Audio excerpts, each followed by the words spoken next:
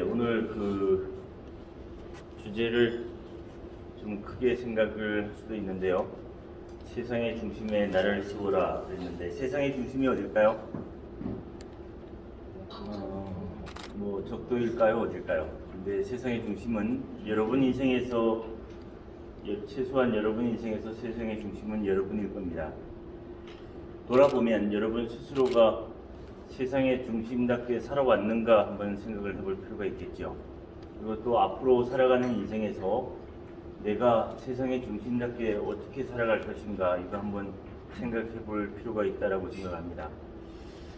오늘 이제 제가 드리는 말씀은 제가 교보생명에 오래 있었습니다. 교보생명에서 사원으로 입사해서 15년 차에 임원이 됐고요. 임원으로 13년 근무를 하고 2016년에 나왔습니다. 그리고 최근 이제 제가 교보생명에서 영업할 때 겪었던 이야기를 쓴 책인데 2002년도에 써서 한 40만 권 정도 팔렸습니다. 그리고 이 책은 이제 제가 여러분들한테 드린 책인데요.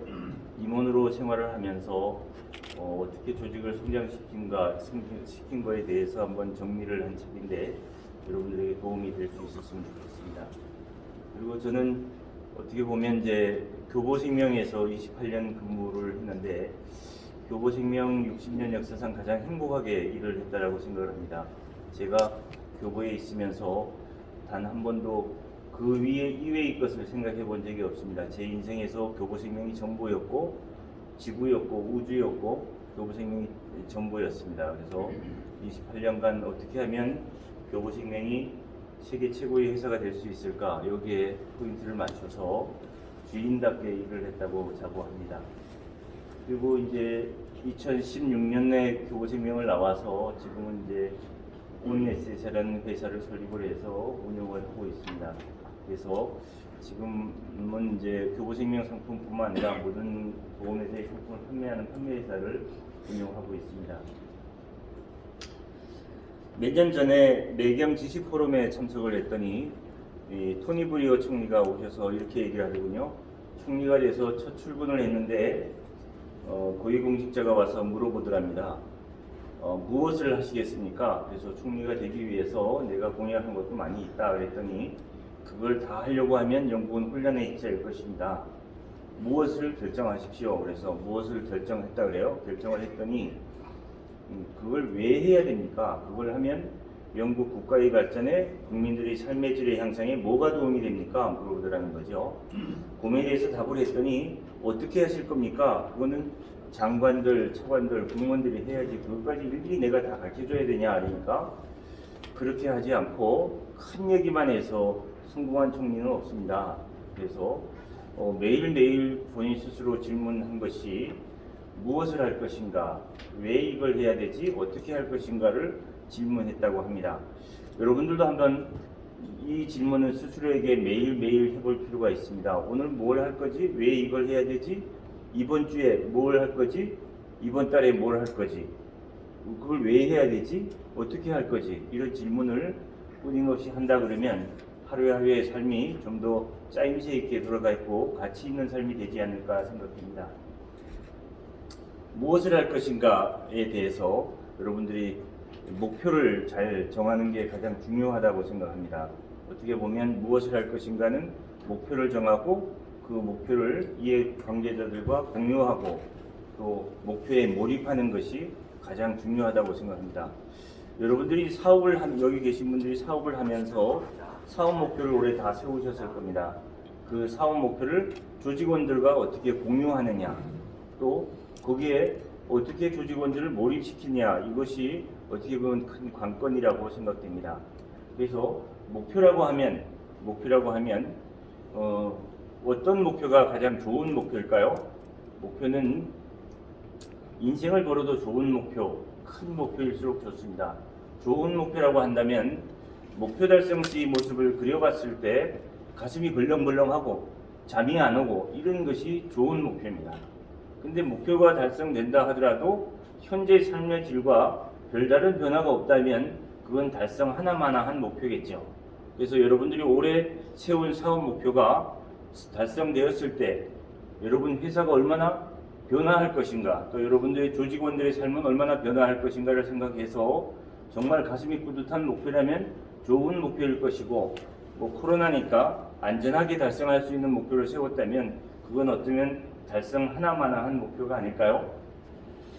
목표에 대해서 여러 가지가 있지만 목표는 가장 중요한 것은 숫자로 측정할 수 있어야 됩니다. 숫자로 측정하지 할 수 없는 목표는 목표가 아니죠.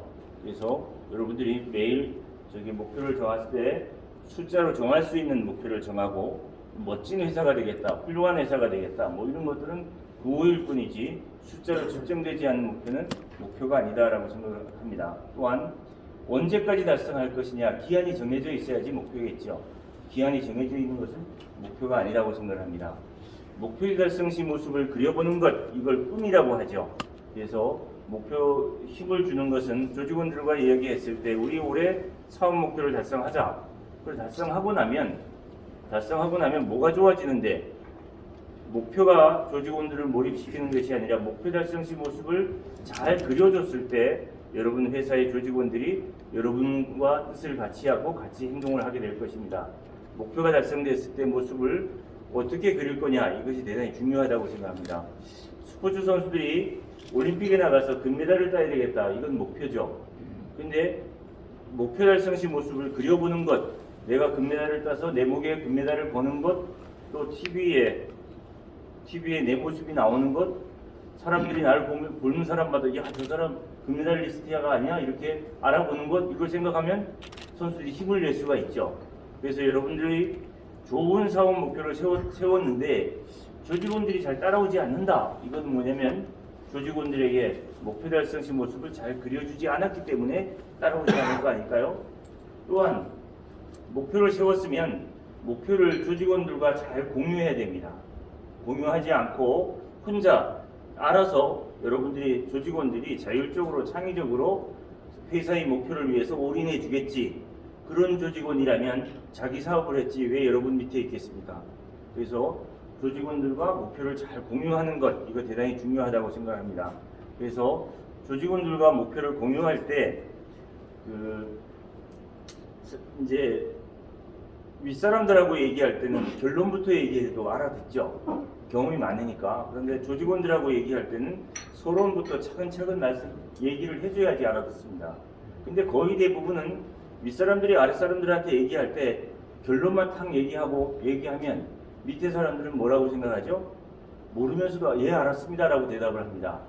근데 못 알아들은 것을 못 알아들었다고 얘기를 하면 야, 우리 대표가 나를 무식한 사람으로 보지 않을까? 이런 두려움 때문에 제대로 못 알아들어놓고도 알아들은 척하고 예 알았습니다 하고 뒤에 가서 고민하고 시간 끌고 이렇게 되는 거죠. 그래서 조직원들한테는 차근차근 서론부터 이야기하는 것이 좋고 윗사람들한테는 결론부터 얘기하는 것이 좋은데, 여러분들의 사업 목표를 공유하기 위해서는 여러 가지 다양한 채널로 회의도 하고 메일도 보내고 또 포스터도 붙이고 뭐 여러 가지 채널을 통해서 조직원들과 목표를 공유하는 노력을 하셔야 됩니다. 내가 한번 얘기했으니까 알아서 따라오겠지, 그런 사람들 별로 없습니다. 그래서 다양한 채널로 커뮤니케이션을 하셔야 되고, 그 목표를 여러분과 같은 생각을 조직원들에게 공유하려고 그러면 최소한 한 이야기를 700번 정도 해야지 조직원들이 여러분과 똑같은 생각을 한다는 거죠. 그래서 왜 저 사람들은 내가 한번 얘기를 했는데 말을 못 알아듣지? 이게 아니라 내가 커뮤니케이션을 제대로 못했구나, 이렇게 생각을 했을 때 여러분과 같이 일하는 조직원들이 여러분과 같은 생각을 하게 되지 않을까 생각합니다. 그래서 특히 목표를 공유하기 위해서 지시하기보다는 확인하는 것이 좋습니다. 숙제를 잘 내는 선생님보다 숙제검사 잘하는 선생님이 그 반의 학생들이 점수가 좋은 거죠. 그래서 제가 교보생명에 있을 때 회의를 쭉 했습니다. 한 2시간 회의를 해서 전부 다 고개를 끄덕끄덕하고 잘 알아듣는 공유가 된 건 줄 알았는데 나중에 보니까 전혀 딴짓을 하는 겁니다. 그래서 생각을 한 게, 회의를 하고 나서 끝날 무렵에 다시 물어봅니다. 김 부장, 내가 오늘 회의한 거 어떻게 할 건지 한번 얘기해봐. 박 부장 얘기해봐. 쭉 돌아가면서 시켰어요. 그랬더니 맹하게 있던 사람들이 엉뚱한 얘기를 하는 거죠. 금방 회의했는데 사람들은 내가 듣고 싶은 얘기만 듣는 거지 모든 얘기를 다 듣질 않습니다. 그렇기 때문에 회의하고 나서 꼭 요약 정리를 시킨다면 회의의 결과가 좋지 않을까 싶습니다. 그래서 몇 번 그렇게 하고 나면 야, 이 회의 끝나면 사장님이 나한테 또 물어볼 거다 그렇게 생각하고 스스로 요약 정리를 잘합니다. 그것도 목표를 공유하는 데 있어서 대단히 중요하지 않을까 생각이 되고요. 목표에 몰입시켜야 되겠죠. 목표를 여러분들의 올해 사업 목표에 대해서 전 조직원들을 어떻게 몰입시킬 것이냐. 가장 중요한 건 여러분 스스로가 몰입하셔야 됩니다. 여러분들이 스스로 몰입하셔야지 조직원들도 같이 몰입하게 되겠죠. 그래서 여러분 스스로 얼마나 여러분 올해 사업 목표에 몰입하는 모습을 보이냐에 따라서 조직원들도 따라할 거라고 생각합니다. 어떤 경우에도 몰입하지 않고 성장하는 경우는 없습니다. 몰입하지 않고 실력이 느는 경우는 없습니다. 골프를 쳐서 오래 쳤다고 해서 다 싱글 되는 건 아니죠.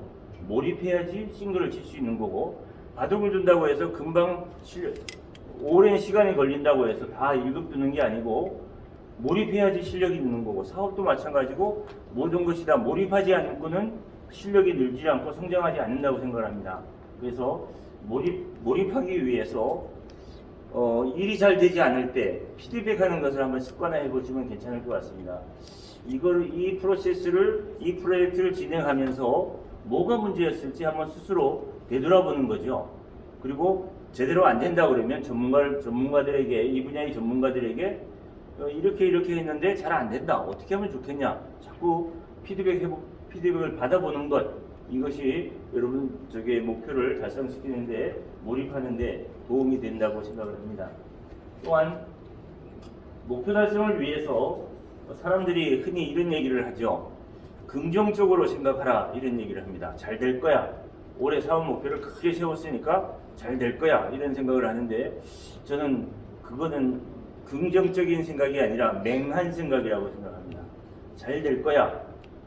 좋은 목표일수록 방해꾼이 많이 생기고 문제가 많이 발생을 할 겁니다. 그래서 긍정적인 사업 목표를 세우고 긍정적인 생각이라고 하면 안 될지도 몰라. 방해꾼이 나타날지도 몰라. 돌발 변수가 나타날지도 몰라. 어떻게 해야지? 거기에 대한 돌발 변수가 발생할 거에 대한 대책을 다 세워나가는 게 긍정적인 생각이지 잘 될 거야 이렇게 생각하는 건 맹한 생각입니다. 예를 들어서 손흥민 선수가 공을 잡았을 때 우리가 여러분 여기 계신 분들도 축구에서 공을 차서 골대 안에 집어넣으면 이긴다 다 알죠?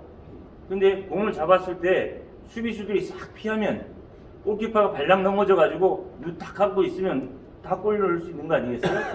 근데 수비수들이 온몸을 던져서 막 서너 명씩 달려붙죠. 그럴 거에 대비해서 대책을 세워야죠. 내가 골을 넣으려고 그랬는데 수비수가 3명 붙어서 못 넣었어. 골키퍼가 온몸을 던져서 막기를 못 넣었어. 이거는 말이 안 되는 얘기 아니겠습니까? 그러면 주전 선수가 될 수 없는 거죠. 그래서 수비수가 서너 명 붙을 거야. 골키퍼가 온몸을 던져서 막을 거야. 그랬을 때 내가 어떻게 골을 넣을 것인가? 이걸 생각해야지 주전 선수가 되고 연봉이 올라가듯이 우리가 사업을 하는 데 있어서도 틀림없이 경쟁사에서 우리보다 더 좋은 제품이 나올지도 몰라. 그럴 경우에 어떻게 해야 될 것인가? 여기 안 될지도 몰라. 그런 거에 대해서 대책을 세우지 않고 잘 될 거야 이렇게 생각하는 것은 맹한 생각이라고 생각을 합니다. 그래서 올해 여러분들이 사업 목표를 달성하기 위해서 코로나가 발생했는데 이건 다 주어진 상황 아닙니까? 코로나 때문에 안 됐어. 이거는 사업가의 생각이 아니라고 생각을 합니다. 어떤 경우에 돌발 변수에도 대책을 수립할 수 있는 사람이 성장할 수 있지 않을까 생각을 합니다. 상황이 최악의 상황을 가정하면 마음의 평화를 얻을 수 있다고 하죠. 그래서 잘 될 거야 이렇게 맹한 생각하다가 발목 잡혀서 상황 탓하고 남 탓하고 이럴 게 아니라 누가 어떤 경우에 최악의 상황을 가정을 해서 거기에 대한 대책을 세워서 승자의 기쁨을 누리시는 게 좋다고 생각합니다. 성공하는 데 있어서 일을 하는 데 있어서 가장 중요한 것도 중에 하나가 자세라고 생각을 합니다. 어떤 자세가 성장하는 자세냐? 저는 이제 교보생명에 입사해서 88년부터 법인 영업을 했었습니다. 기업을 다니면서 많은 사업가들을 만나봤고 성공하는 지금까지도 승승장구하는 사업가들 많이 만났고요. 또 잘 나가다가 실패한 사업가들도 많이 만났습니다. 실패한 사업가들을 보면서 저 회사는 왜 망했을까?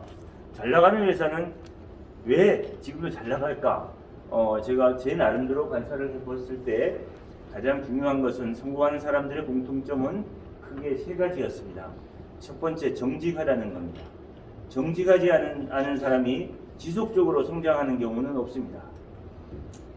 콜롬비아 대학에서 유학 온 학생들에게 설문을 했다고 합니다. 니네 나라의 지도자들이 너에게 뭘 해주기를 바라느냐 그랬을 때 정직했으면 좋겠다라는 거죠.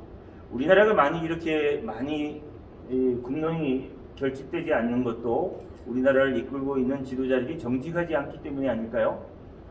지도자의 말을 그대로 믿으면 결과가 똑같아진다면 의심할 바가 없죠. 그래서 여러분 회사에서 여러분 스스로부터 정직한 자세가 대단히 필요하다고 생각합니다. 정직하다는 것은 그냥 거짓말하지 말자 이런 것이 아니라 자기 하는 업에 대해서 정직해야 됩니다. 자기 하는 일에 대해서 정직하지 않고 돈벌이 수단으로 이 일을 하면서 돈벌이 수단으로 이 일을 한다 그러면 여러분 사업이 크게 성공할 수가 없을 겁니다.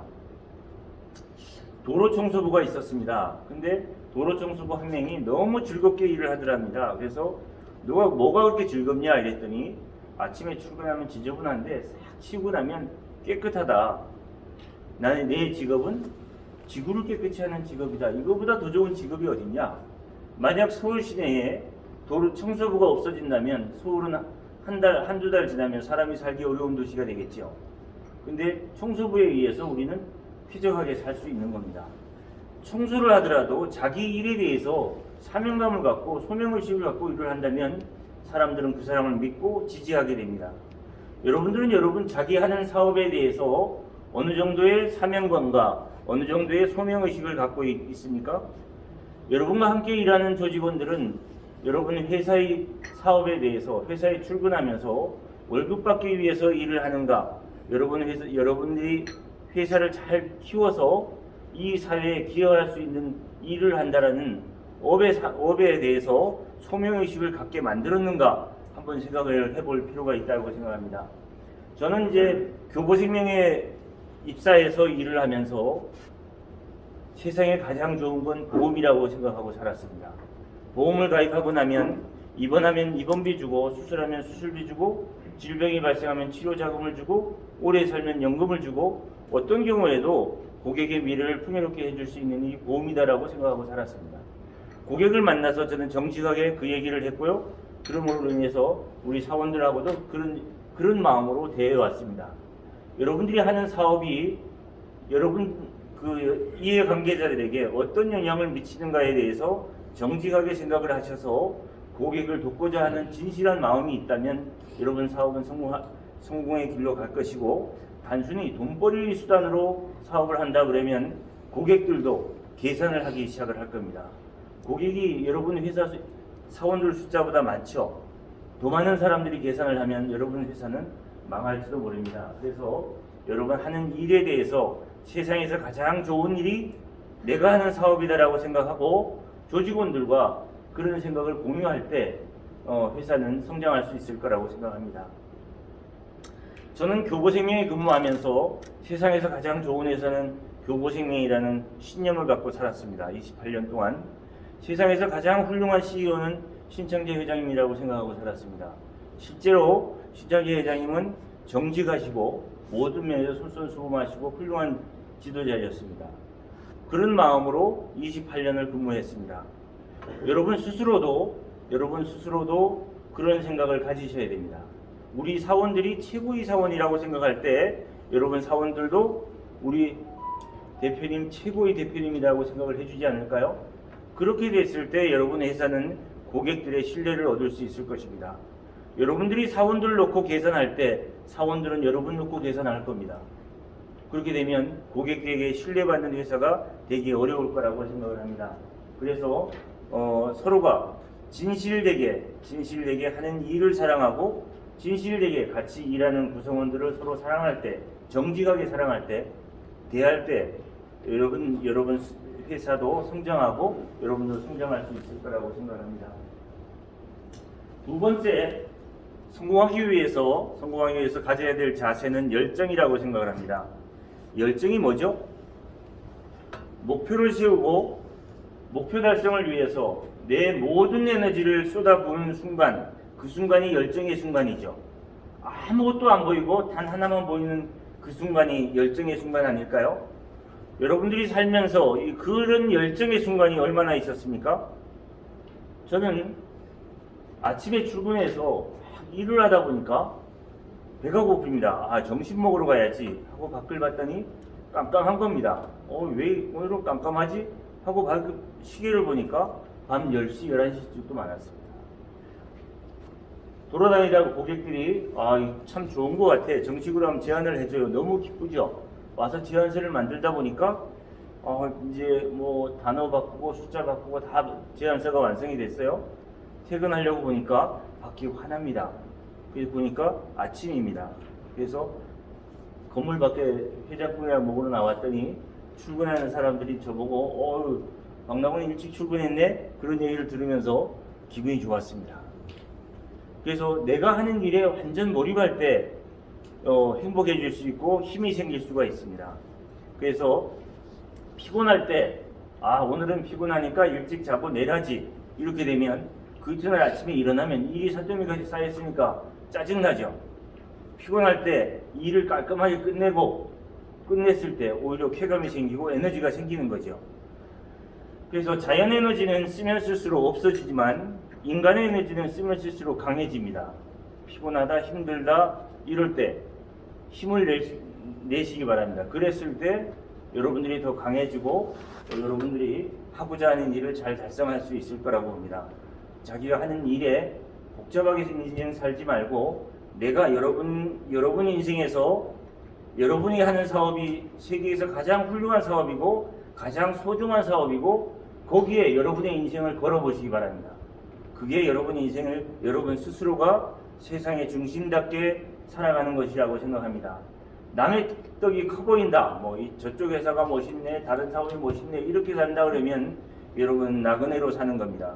여러분이 하는 일이 어떤 일이든 간에 이 세상에서 가장 소중한 일은 여러분 회사가 하는 일이고 여러분이 하는 일이고 여러분이 같이 근무하는 조직원들도 그런 생각을 갖도록 만들 때 여러분의 회사가 세계의 최고의 회사가 될 것이고 또한 세상의 중심답게 살아가는 자세가 아닐까 생각을 합니다.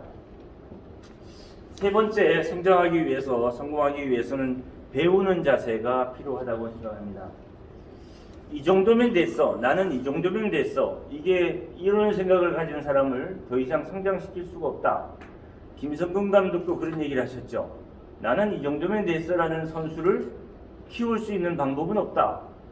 근데 사람들이 뭔가 일을 시작을 해서 한 번, 두 번 성공하고 나면 나는 이거 다 알아. 그 순간 성장이 멈추는 거죠. 그래서 내가 좀 부족하다라고 생각하면 끊임없이 성장할 수 있습니다.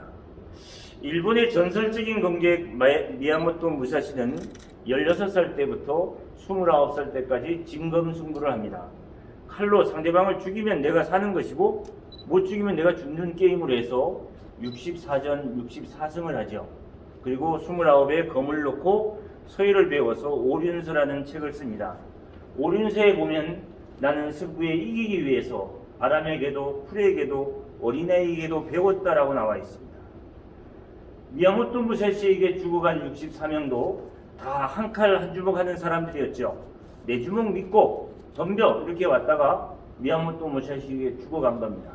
미야모토 무사시는 어린아이에게도 물어본 거죠. 그 사람 봤니? 키가 크대? 작대? 싸우는 거 봤냐? 주먹으로? 발로? 칼은 긴 칼? 짧은 칼? 겸손하게 현장 조사를 하고 임해서 64전 64승을 한 거죠. 그래서 여러분들이 내가 좀 부족하다라고 생각할 때 끊임없이 성장할 수 있고 내가 이 정도면 됐어라고 생각할 때 여러분들은 성장이 멈췄다라고 생각하시는 게 좋을 것 같습니다. 제가 이제 처음에 교보생명에서 지점장을 시작을 할 때 이런 일이 있었습니다. 아침에 이제 보험회사 지점장들이 아침에 조회를 합니다. 설계서를 놓고 교육을 하는데 제가 교육을 하면 은행의 과장 출신 설계사가 있었는데 열심히 받아 적었습니다. 그래서 내가 교육을 잘해서 받아 적는 줄 알았습니다.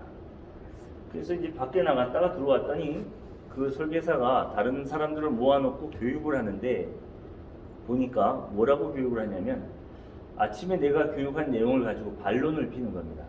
그분은 은행 과장 출신이었고 저는 갓 30살이었고 그분이 아는 게 더 많은 거죠. 내가 아침에 얘기한 게 이게 아니고 저거고 저게 아니고 요거고 반론을 쫙 피면서 한설을 하면서 교육을 하고 있었습니다. 그 얘기를 그걸 딱 보는 순간에 여러분 기분이 어떨 것 같으세요? 기분이 더럽죠. 그래서 그때는 영업을 하던 막 시작하는 시기여서 고객을 만나러 가도 나를 환영하는 사람이 하나도 없고 또 회사 내에서도 일 못한다고 구박하는 상사들만 있고 이러던 반에 나하고 같이 일하는 설계사 몇 명도 나를 놓고 이렇게 하는 게 너무 짜증났습니다. 그래서 영업 활동을 할 수가 없었고 한강에 가서 죽어야겠다 생각하고 한강을 이제 쳐다보니까 물 되게 지저분해요. 들어갔다면 또 기어 나올 것 같아요. 완샷에 죽자 해가지고 한강 다리로 올라갔습니다. 중앙에서 떨어지면 기어 못 나올 거 아닙니까? 그래서 딱 가는데 걸어가다 보니까 아버지 생각이 났습니다. 아버지가 대학 1학년 때 돌아가셨는데 내가 죽으면 아버지를 만날 것 같아요. 그래서 아버지가 너 왜 이렇게 빨리 왔냐 이러면 교육을 못해서 왔습니다 이러면 우리 아버지한테 엄청 혼날 것 같아요. 그래서 야 이거 죽어도 이게 편하지 않은 거예요. 그래서 생각한 게 교육을 한번 잘해보자 그래가지고 교보문고에 가서 책을 샀습니다. 그래갖고 그날부터 책을 읽고 책 내용을 가지고 교육을 했습니다. 논어에 보면 공자님께서 이렇게 말씀하셨는데 우리가 이렇게 해야 되겠다. 성경에 보면 피터 드리커가 뭐 이런 책을 인용을 해서 쭉 얘기를 하니까 내 얘기에 반론을 필 수가 없죠. 그래서 그 후에 얼마 시간이 지나니까 그분이 박지원장 어떻게 그렇게 해박하냐고 너무 뭐 아침에 당신 교육 들으려고 내가 늦으면 막 뛰어오게 된다고 이렇게 얘기를 하는 거예요. 기분이 좋았어요. 이제 죽어도 되는데 죽을 이유가 없어서 지금까지 살고 있습니다. 그래서 힘들고 어려울 때 나를 바꾸면 세상이 바뀌어지는 거죠. 그래서 책은 어떻게 보면 다른 사람들이 오랜 노력을 통해서 쓴 지식의 결정체니까 잘 한번 독서를 습관화한다 그러면 더 넓은 세상을 볼 수 있을 거라고 생각을 합니다. 여러분들이 성장하기 위해서 힘을 가져야 됩니다. 힘 있는 사람으로 살아가야죠. 힘 없는 사람에 대해서 이리저리 휩쓸려 다니는 것보다는 내가 힘 있는 사람으로 살아갈 필요가 있습니다. 성공하기 위해서 가져야 할 힘을 크게 보면 세 가지입니다. 여러분 스스로 어느 정도의 통찰력을 갖고 있는가 한번 생각을 해보시기 바랍니다. 통찰력이라는 게 어떤 걸까요? 저는 이제 고등학교를 다니다가 그만두고 아버지하고 같이 농사를 지은 적이 있습니다. 저희 아버님은 평생 농사를 지었고 평생 다른 집보다 풍년이 들어서 다른 대농이었습니다. 오늘 아버지께서 저에게 나구나 밭에 가서 수박을 따와라. 그래서 수박을 하나 먹자 그래요. 그래서 가서 가장 큰 수박을 따왔습니다. 그랬더니 아버님께서 제가 따온 수박을 보고 웃으면서 밭에 다시 가더니 내가 따온 수박보다 훨씬 적은 수박을 따오셨어요. 아버지 왜 이걸 또 따왔어요? 그랬더니 칼 갖고 와라. 그래서 잘랐는데 아버지가 따온 수박은 빨갛고 내가 따온 수박은 허했습니다. 그때 아버님께서 저에게 뭐라고 말씀하셨냐면 수박을 보고 수박이다. 참외를 보고 참외다. 벼를 보고 벼다. 이건 아무나 안다. 너가 농사꾼으로 살려 그러면 수박을 보고 수박의 속을 볼 수 있어야 되고 벼를 보고 벼의 속을 볼 수 있어야 된다는 거죠. 신기하게도 아버지가 얘기하는 대로 벼가 누릇누릇할 때 어떨 때는 교연변이약을 치라 그랬고 어떨 때는 요소비료를 복합비료를 주라고 그랬는데 아버지 처방대로 하면 시들시들하던 벼들이 다 싱싱해졌고 다 시들시들하던 고추가 싱싱해졌고 다 잘 됐습니다. 그래서 제가 대학을 다시 고등학교로 가서 대학 입시를 보는데 상업 점수가 안 나오는 겁니다. 그러다가 어쩌다가 대학 입시 한 달 놔두고 농업 문제지를 있길래 풀어봤더니 농업책을 한 번도 안 봤는데 80점이 나오는 거예요. 그래서 아버지가 가르쳤던 대로 해봤더니 80점이 나와요. 농업책을 한번 훑어보니까 아버지가 가르쳤던 내용이 농업책에 다 있었습니다. 아버지는 농업책을 본 적이 없지만 평생 체험을 통해서 하신 거였죠. 그래서 여러분들이 사업을 하면서 일의 본질을 얼마나 보고 있느냐, 이거 한번 생각을 해보실 필요가 있습니다. 우리 사업이 잘 안 된다 이렇게 되면 경쟁사에 밀린다, 이거는 경쟁사가 잘해서가 아니라 나의 통찰력이 부족한 거 아닐까요? 우리 사업의 본질을 내가 꿰뚫어 보지 않는 거 아닐까요? 아니면 옛날에는 잘 꿰뚫어 봤는데 지금은 내가 아는 정도는 경쟁사도 알고 고객도 알고 이런 수준이 된 건 아닐까요? 이수진 장군이 23승을 해서 해군사에 불멸의 실적을 남겼죠. 그래서 뭐 이수진 장군이 하면 필생즉사 이런 얘기를 합니다. 죽기 아니면 까무러치기로 뭐 이렇게 비유를 하지만 이수진 장군께서 12척의 배를 가지고 죽기 아니면 까무러치기로 싸워서 230척을 이길 수 있었을까요? 그건 아니죠. 아마 그 지역에 있는 어부들에게도 물어봤겠죠. 물살이 어떻게 흐르는가, 어느 시점에 어떻게 흐르는가, 또 현장에 가서 잘 관찰을 했겠죠. 그래서 현장 조사를 면밀하게 하고 거기에 따른 적의 동태도 잘 정보 분석을 해서 이긴 거 아닐까요? 그렇다면 여러분들이 사업을 하면서 경쟁사는 어떻게 돌아가고 있고 우리 제품의 고객에 대한 평가는 어떻게 하고 있고 여기에 대해서 한번 살펴볼 필요가 있는 거죠. 매출이 잘 오르지 않는다면. 그래서 이순희 장군께서 만약 여러분 회사를 운영한다면 어떻게 할까요? 막 죽기 아니면 까무러치기로 일을 해서 사업 목표를 달성하자 이렇게 할까요? 아니면 어떻게 분석을 해서 어떻게 전략을 세울까요? 한번 생각을 해볼 문제죠.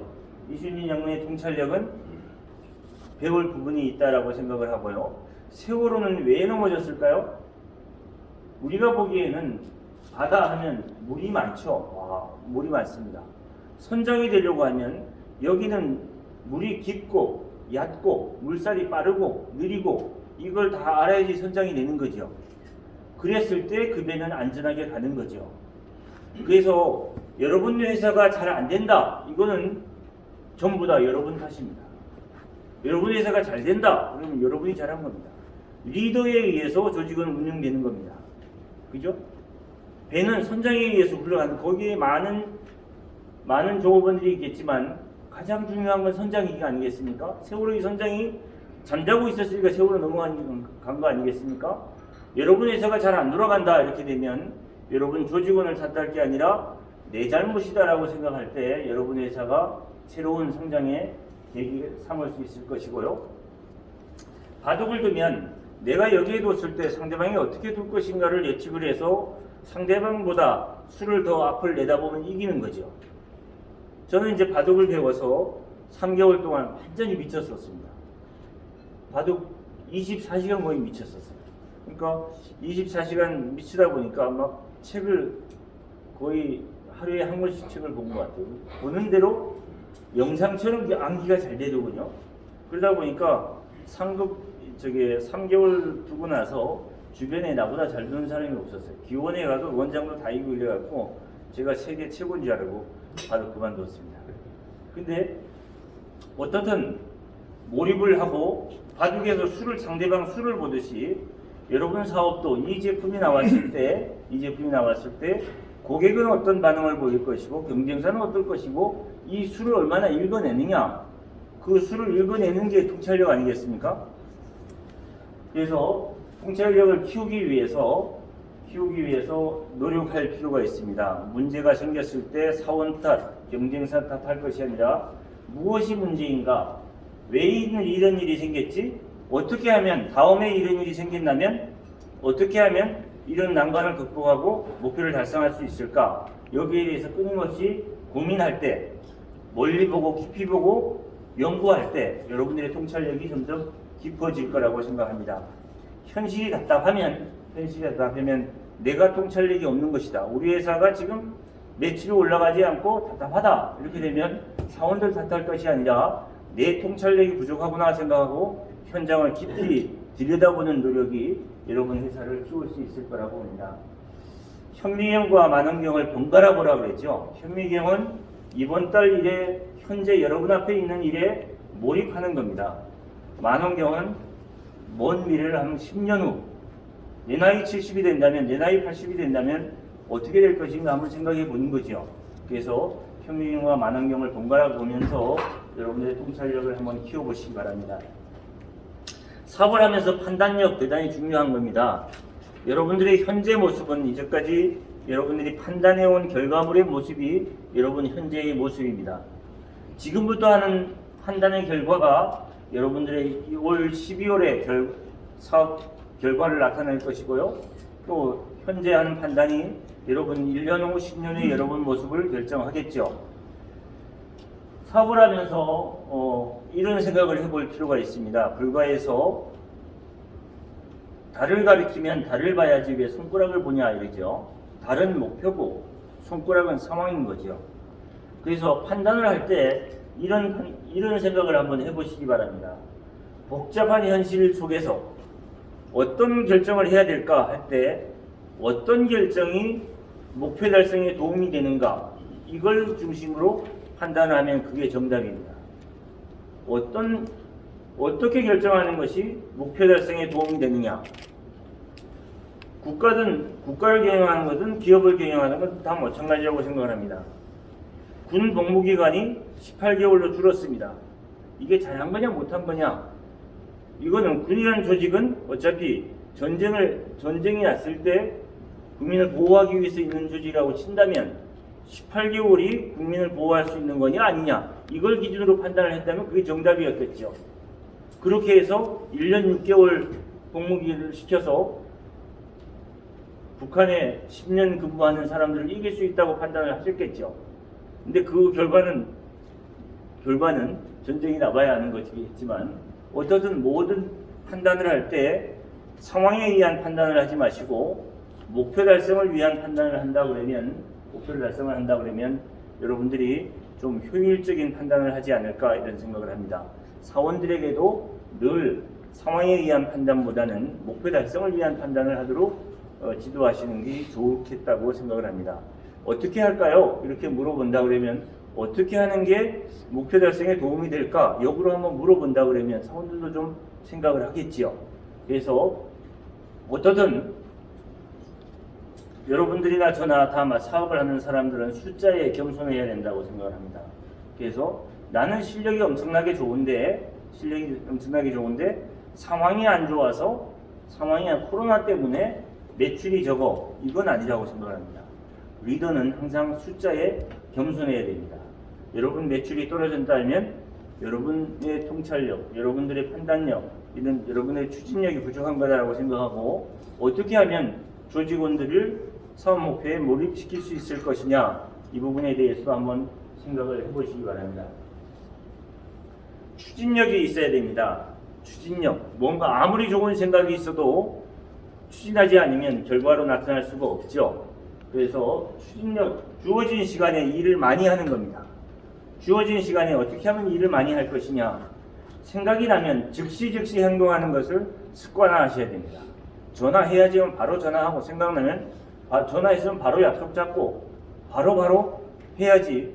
다음에 하지 뭐 이건 안 됩니다. 그리고 추진력을 높이기 위해서 사원들한테 지시하는 것보다 숙제 검사를 잘하는 리더가 되셔야 됩니다. 이거 해라 라고 할 게 아니라 어떻게 됐는데 결과를 끊임없이 확인을 해야 됩니다. 숙제는 잘 했는데 숙제 검사를 안 하면 그 과목의 학생들이 공부를 안 하겠죠. 그래서 회사에서 마찬가지로 숙제 검사를 잘해서 우리 대표님이 지시한 거 바로바로 확인하니까 이거 안 하면 큰일 나 이렇게는 만들 필요가 있다고 생각을 하고요. 회의를 했을 때에도 마찬가지로 회의를 하고 나서 요약 정리를 잘해야 됩니다. 아까도 말씀드렸습니다만은 여러분들이 하는 얘기를 사원들이 귀를 쫑긋하고 100% 들을 것이다. 그런 사원은 별로 없습니다. 거의 대부분 눈은 여러분을 쳐다보면서 생각은 딴 생각하고 있을 가능성이 대단히 높습니다. 그걸 어떻게 몰입시킬 거냐? 끝나고 자꾸 질문해 봅니다. 내가 아까 얘기한 게 한번 요약 한번 해봐. 어떻게 실천할 건지 한번 해봐. 이렇게 자꾸 질문을 한다 그러면 야 우리 대표 하는 얘기 잘 안 들었다가 끝나고 나서 물어보면 골치 아파. 이렇게 만들어야지 효과가 좋은 거죠. 그래서 요약 정리하는 것을 항상 습관화하시는 게 좋고, 또 회의를 해도 뭘 해도 고객과의 미팅을 해도 요약 정리하는 것을 습관화하신다 그러면 효과적이지 추진력이 좀 강해지지 않을까 싶고요. 시간을 가장 효율적으로 쓰는 것이 마감 제도죠. 인류 역사상 시간을 가장 효과적으로 쓰게 만든 게 마감이라고 합니다. 어떻게 보면 마감이 없는 곳은 없죠. 마감이 없는 곳. 건설에서는 공사 마감이 있을 것이고, 제조업체도 납품 마감이 있을 것이고, 축구는 45분 두 번 마감하면 끝나는 거고, 야구는 9번 마감하면 끝나는 거 아니겠습니까? 그 기간에 어떤 결과를 냈느냐 이거겠죠. 그래서 이 시간을 정하고 일을 하는 것, 이거 대단히 중요하다고 생각합니다. 여러분들이 사원들에게 뭔 일을 시킬 때 이걸 해 라고 얘기할 거 아니라 이거 해, 언제까지, 이걸 항상 하셔야 됩니다. 언제까지 회의를 하면 언제까지, 요거에 대해서 다음 회의 때까지 어떻게, 시간을 항상 정해서 일을 하는 것을 습관화하시기 바랍니다. 우리 한번 열심히 해보자, 잘해보자, 좋습니다. 언제까지? 그래서 시간 마감 관리를 철저히 한다 그러면 추진력이 강해지지 않을까 생각합니다. 다음으로 성공하기 위해서 해야 할 일에 대해서 한번 말씀드리겠습니다. 어떤 일을 하든 간에 가장 중요한 것은 어떻게 보면 사람 관리가 가장 중요하죠. 사람 관리가 가장 중요하다고 생각합니다. 여러분들도 사람을 쓰지 않고 하는 사업은 한 명도 없을 겁니다. 여러분들 밑에 전부 다 사람이 있는데 어떻게 사람을 관리할 것인가, 여기에 대해서도 한번 생각을 해볼 필요가 있죠. 그래서 가장 중요한 것은 누구와 일을 할 것인가를 결정을 하는 거죠. 한 명의 사원이 사표를 내서 땜빵식으로 급하게 메꿀 거냐, 아니면 그 일의 적성자를 어떻게 찾을 거냐, 사람을 선발하는데 대단히 중요하다고 생각합니다. 어떻게 보면 저도 이제 젊었을 때 이런 생각을 한 적이 있습니다. 누구든지 가르치면 돼, 누구든지 가르치면 보험 영업을 잘할 수 있어, 이렇게 생각을 했는데, 보험 영업을 아무나 잘할 수 있는 게 아니고 보험의 적성이 있는 사람이 잘할 수 있는 거죠. 그래서 아무나 할 수 있는 일이 아니듯이 여러분이 하는 사업도 거기에 적성자를 찾는 게 우선이다라고 생각을 합니다. 그래서 사람은 타고난 DNA가 다 있기 마련이죠. 여러분들 아무리 한다고 해도 우리가 손흥민처럼 뛸 수 없는 거 마찬가지로, 손흥민이가 또 여러분 회사에 와서 여러분 사업을 한다고 하면 여러분만큼 성과를 낼 수 없는 거 마찬가지로, 적성자를 어떻게 찾아내느냐, 이거에 대해서 사원 선발할 때 대단히 중요한 문제라고 생각을 하고요. 그리고 어떻게 사원을 양성할 것인가, 이런 부분에 대해서도 사원 입장에서 생각을 한다 그러면 또 좋지 않을까 생각이 되고요. 보스턴 대학에서 성공과 출세의 비결에 대해서 연구한 레포트를 보니까요, 성공하고 출세하는 사람들의 공통점, 첫 번째, 다른 사람과 잘 어울리는 사람들이 성공하더라는 거죠. 그리고 그래서 여러분들은 얼마나 사원들과 또 고객들과 잘 어울리고 있는가, 또 여러분과 생각이 다른 사람들과도 어떻게 잘 어울리고 있는가, 또 사원들 간에 어떻게 잘 어울리게 만들 것이냐, 이것도 한번 생각해 볼 문제라고 생각이 되고요. 좌절을 극복하는 태도, 이게 성공하는 데 대단히 중요하다고 생각합니다. 문제가 발생했을 때 상황 탓을 할 것인가, 나를 바꿀 것인가, 여기에 대해서 한번 생각을 해볼 필요가 있고요. 또 욱하는 거, 자기조절 능력, 이게 대단히 중요하다고 생각합니다. 욱했을 때 득보는 거 아무것도 없죠. 화가 나고 분노가 생겼을 때 어떻게 자기 관리를 할 것이냐, 이게 여러분의 이 품위를 나타낸다 생각하고, 화가 나서 들이엎고 싶을 때 참는 거, 이것도 대단히 중요하다고 생각하고요. 또 사람들의 단점을 잘 지적하는 것보다 잘하는 점을 칭찬하는 게 사람을 여러분 곁에 모으는 거죠. 여러분들은 여러분들의 배우자들에게 어떤 칭찬을 하셨습니까? 이번 주에. 그래서 가까이 있는 사람들의 장점을 찾아서 칭찬하는 것, 이게 대단히 힘듭니다. 단점을 지적하기는 쉽죠. 근데 장점을 찾아서 칭찬하기는 대단히 어렵습니다. 여러분 사원들에게, 여러분과 같이 사는 배우자에게, 여러분 자녀들에게 잘할 때 당연히 잘한 거라고 생각하지 말고 그때그때 칭찬해 주는 것, 이건 대단히 사람들을 여러분 곁에 모으는 거라고 생각을 하고요. 또 가장 중요한 거 감사할 줄 아는 능력. 인간이 살면서 잘 살아가는 데 있어서 대단히 중요한 능력이 감사할 줄 아는 능력이라고 생각을 합니다. 사원들에게 감사의 표시를 얼마나 하셨나요? 거래처에게, 여러분의 배우자들에게, 여러분의 자녀들에게 감사의 표시를 수시로 해서 사람들을 여러분 곁에, 사람들의 마음을 여러분 곁에 두도록 하는 것 대단히 중요하다고 생각합니다. 그러나 이제 사업을 하면서 사람들과의 관계에서 리더는 존경받는 사람이 되어야 됩니다. 존경받는 관계라는 건 어떤 거냐면 좋아하는 감정과 두려운 감정이 49대 51로 교차되는 겁니다. 우리 대표님 너무 좋아. 그런데 우리 대표님한테 시키는 거 안 했다면 큰일 나. 뭐가 이 정도는 돼야죠. 우리 대표님 너무 좋아. 시키는 거 안 해도 아무 말도 안 해. 그냥 난 내 멋대로 해도 돼. 이건 아닌 거죠. 좋아하는 감정과 두려운 감정을 어떻게 49대 51로 교차하게 만들 거냐. 이것도 생각해 볼 문제고요. 일 관리 부분에서는 똑똑한 실패를 즐길 줄 알아야 됩니다. 똑똑한 실패를.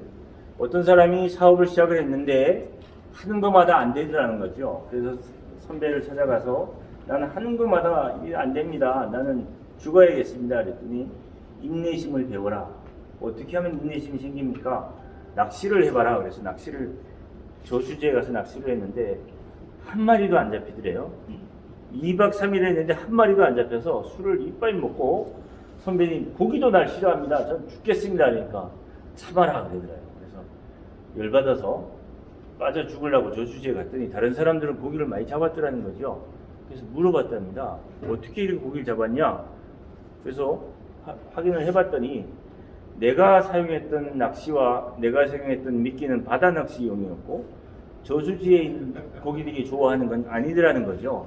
그래서 얼른 가서 낚시를 바꾸고 미끼를 바꾸고 했더니 반나절 만에 그물망이 터지도록 잡히더라는 거죠. 바다 낚시 가지고 저수지에 가서 하니까 될 리가 없는 거죠.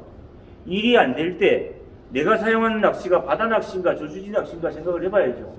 고객들이 좋아하는 미끼를 쓰고 있는가 아닌가를 내 스스로 생각을 해봐야죠.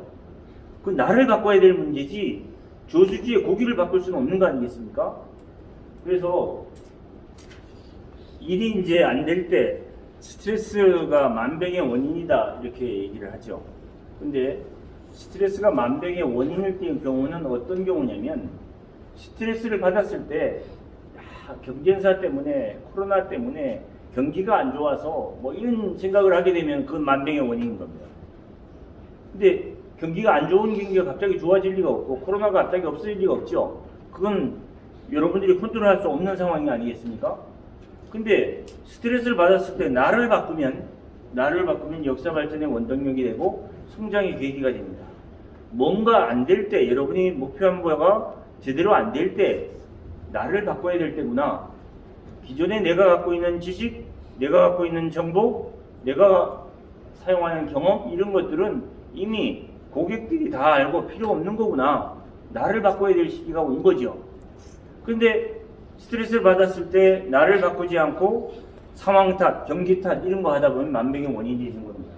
그래서 뭔가 일을 할 때 잘 될 거야 이런 생각보다는 뭐가 문제가 발생할 돌발 변수가 뭐가 발생할까를 생각을 해서 거기에 대해서 대책을 세우는 사람이 된다면 여러분들이 하고자 하는 일이 또 잘 되지 않을까 생각을 합니다.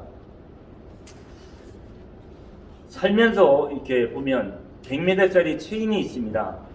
아주 강철로 튼튼하게 된 체인인데 그 중에 한 고리가 이렇게 잘려 있습니다. 쉽게 표현한다면 강철 체인에 플라스틱이 하나 꼬여 있다 그러면 그 체인의 경쟁력은 플라스틱에서 결정이 되겠죠. 그래서 여러분들이 잘한 일로 여기까지 오셨습니다. 근데 결정적인 실수를 한번 범하게 된다면 인생 개망신 당하게 되는 거죠. 그래서 이렇게 보면 이제 청문회에 나온 사람들 보면 잘 살아서 거기까지 갔는데 결정적인 실수 한두 개 때문에 완전 쪽팔리는 경우가 많죠. 그래서 회사 경영하면서도 결정적인 실수는 범하지 않도록 하는 게 좋겠다라고 생각이 됩니다. 그래서 결정적인 실수, 성희롱 이런 거 폭행 뭐 이런 거 사소한 거 이런 거에서도 결정적인 실수를 범하지 않도록 돈 관리, 자산 관리 이런 부분에 있어서도 실수를 범하지 마시기 바랍니다.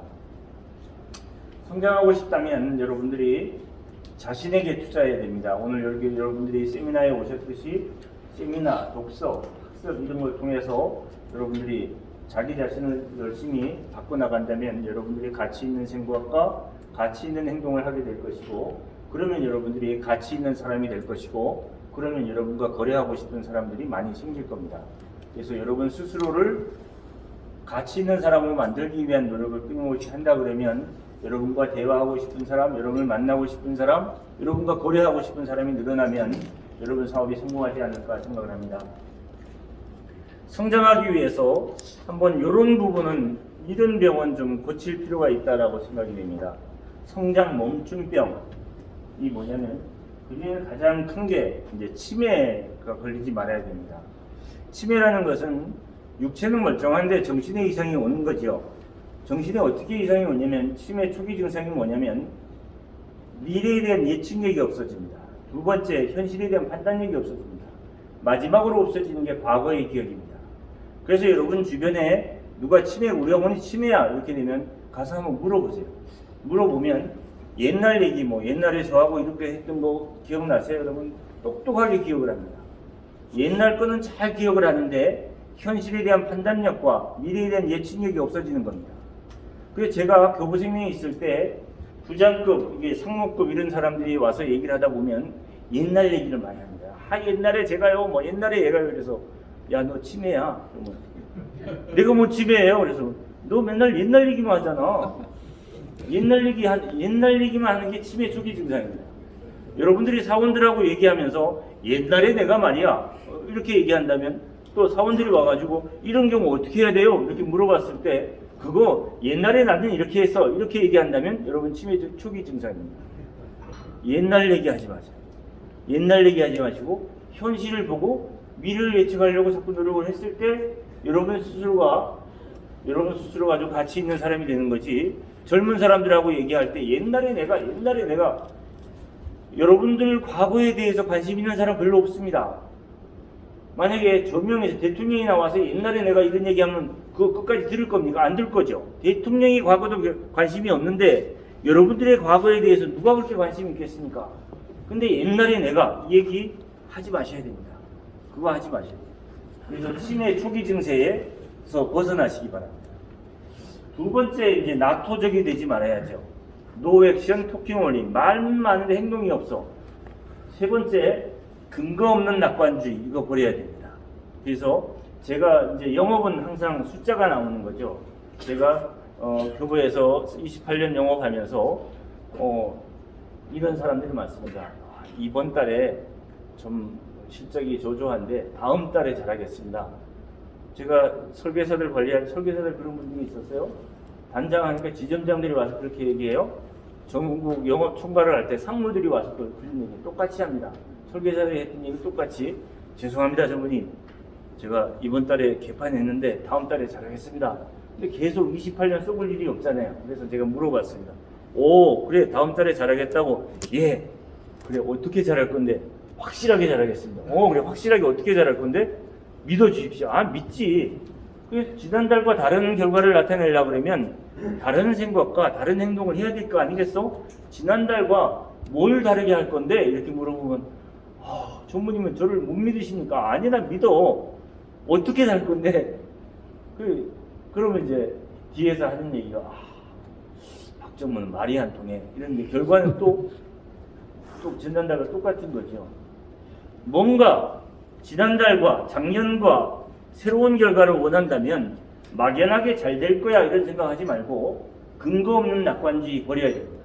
사원들이 여러분과 같이 일하는 사원들이 이런 얘기를 많이 할 거예요. 사장님 이번 달에 잘 될 것 같습니다. 올해는 잘 될 것 같습니다. 이렇게 얘기할 때 같이 그냥 맹하니 그래 잘 될 거야 이렇게 생각하지 마시고 어떤 근거로 잘 될 거라고 얘기해? 근거를 갖고 예측을 해야 될 거 아니겠습니까? 근거 없는 낙관주의에 빠지지 마시기 바랍니다. 또 하나, 내가 다 이 암에 걸리지 말아야 됩니다. 몇 번 성공하고 나면 몇 번 성공하고 나면 지가 다 한 것처럼 뭐 교육도 안 받고 뭐 제가 다 합니다 뭐 그런 거, 그런 내가 다 암 병에서 벗어나셔야 됩니다. 그래서 여러분 사업에서 내가 갖고 있는 실력의 정도는 우리 사업에서 매출이 내 실력이다라고 생각하고 끊임없이 배우려고 노력할 때 성장할 수 있을 거고요. 성장 멈춤병 중에서 다음에 합시다 이거 버려야 됩니다. 그래서 여러분들이 친구들하고 약속을 해도 야 우리 한번 보자 그래 언제 볼까 다음에 보지 뭐 그래 다음에 보자 전화 끊으면 그 다음이 옵니까? 안 오지요. 그래서 회사 내에서도 우리 이런 거 한번 해보자. 좋습니다. 한번 해보죠. 그래 다음에 하자. 다음은 없는 겁니다. 다음에 합시다를 없애야 됩니다. 다음에 합시다. 회사 내에서든 개인적인 관계에서든 한번 보자. 골프 한번 치자. 이렇게 되면 그 자리에서 날짜를 정해야지 골프를 치게 되는 거지. 그래 다음에 한번 치지 뭐. 이거는 없는 겁니다. 그래서 다음에 합시다. 이게 성장 멈춤병 중에 하나입니다. 또 하나, 내가 겨우 이런 일을 하고 있다니 이런 생각 버려야 됩니다. 사원들도 이렇습니다. 어떤 사원들 보면 내가 교보생명에 있을 때 내가 입사한 지 지금 뭐 20년이 됐는데 나하고 입사 동기는 지금 상무인데 저는 고작 여기에 있습니다. 내가 승진시켜 주시면 막 엄청나게 일을 잘할 것 같이 얘기를 하는 사람들 있죠. 그거 아닌 거죠. 마찬가지로 여러분들도 마찬가지로 내가 고작 이런 일을 하고 있다니 이거의 생각 버리셔야 됩니다. 여러분이 하는 일이 세상에서 가장 소중한 일이고 이 대한민국을 유지하는 데 있어서 가장 소중한 일이라고 생각할 때 여러분 같이 일하는 사원들도 그런 생각을 할 것이고 그런 생각을 가진 사람들로 구성된 회사는 이 세상의 중심에서 운영되는 회사가 아닐까요? 그래서 여러분이 하는 일이 가장 소중한 일이고 이 대한민국을 유지하는데 이 지구를 유지하는데 가장 소중한 일이라고 여러분 스스로 체면을 거시고 사원들과도 그렇게 커뮤니케이션을 한다면 그 자세야말로 세상의 중심에서 살아가는 자세라고 생각합니다. 성장이란 나를 알고 더 좋은 나를 만들어가는 과정입니다. 여러분 스스로를 알고 더 멋진 여러분들을 만들어 보시기 바랍니다. 올 연말이 되면 더 멋진 여러분의 모습을 한번 만들어 보시기 바랍니다. 또한 독한 사람이 되려고 노력하셔야 됩니다. 이제 봄이 왔습니다. 봄이 오고 있습니다. 라일락 꽃이 피면 라일락 꽃 향기가 아주 좋죠. 그래서 라일락 향기를 사랑에 비유한 시도 많이 있습니다. 근데 라일락 잎을 뜯어서 씹어보면 엄청나게 씁니다. 구토를 느낄 정도로 씁니다. 올해 라일락 꽃 향기가 있으면 라일락 잎을 한번 씹어보세요. 엄청나게 독합니다. 독하니까 향기를 내는 겁니다. 상추, 배추 이런 것들은 연하죠. 향기가 없습니다. 어떤 시도 상추꽃 향기에 취해서 옛사랑이 생각난다 이런 시 보셨습니까? 연하면 향기가 없는 겁니다. 벌은 꿀을 만들어서 우리를 맛있게 먹을 수 있도록 합니다. 꿀을 만듭니다. 그러나 벌은 독침을 갖고 있습니다. 독침이 있으니까 꿀을 만드는 겁니다. 벌과 비슷하게 생긴 파리, 독침이 없으니까 꿀을 못 만들죠. 세상을 해롭게 할 뿐입니다. 그래서 독종이라는 것은 목표를 세우면 반드시 달성하는 사람들에게 붙여지는 영웅칭호가 독종입니다. 일은 열심히 하는데 결과가 없어. 이건 일벌레입니다. 일벌레. 여러분 같이 일하는 사원들도 마찬가지고 여러분 사업도 마찬가지고 목표를 세웠으면 반드시 달성하는 독종이 되시기 바랍니다. 그 목표가 이해관계자들과 같이 더불어 행복한 목표라면 이 세상을 아름답게 하는 일이 여러분 하는 사업일 겁니다.